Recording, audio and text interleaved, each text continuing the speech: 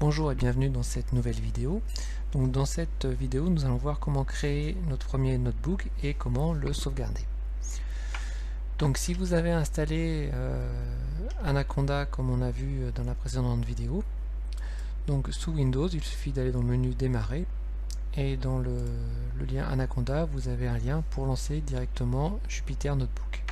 Donc il suffit de double-cliquer pour lancer le notebook. Donc dès que ça c'est fait, hop, vous allez avoir une petite fenêtre système qui va s'ouvrir, qui permet en fait de faire l'interface entre ce que vous allez taper dans votre navigateur et l'environnement Python qui est hébergé sur votre PC.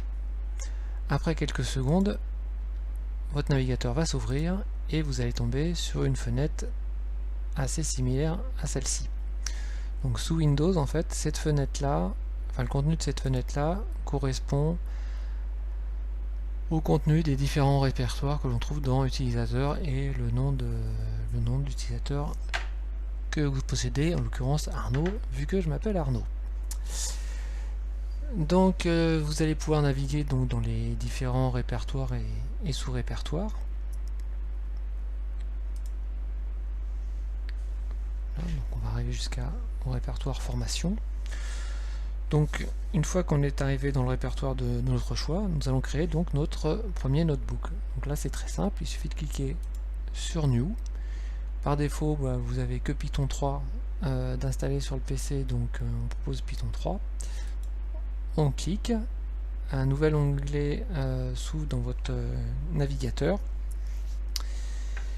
dans lequel le notebook est effectivement téléchargé. Donc on peut donner un nom à notre notebook, on va l'appeler premier notebook, et voilà, donc là il est renommé. Donc nous verrons à peu près dans les prochaines vidéos un peu l'interface du notebook Jupyter. Donc on peut revenir sur notre onglet précédent, et donc notre onglet précédent, nous voyons maintenant un nouveau fichier premier notebook.ipynb a été créé.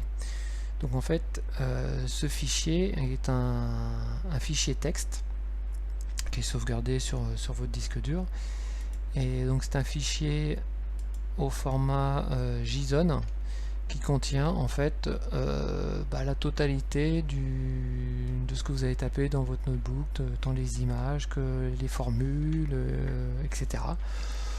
Donc techniquement vous n'avez pas besoin d'aller farfouiller dedans, mais bon voilà, c'est vraiment un fichier JSON tout simple, et enfin tout simple entre guillemets, et facilement éditable avec n'importe quel éditeur de texte. Donc voilà pour cette première vidéo sur Notebook.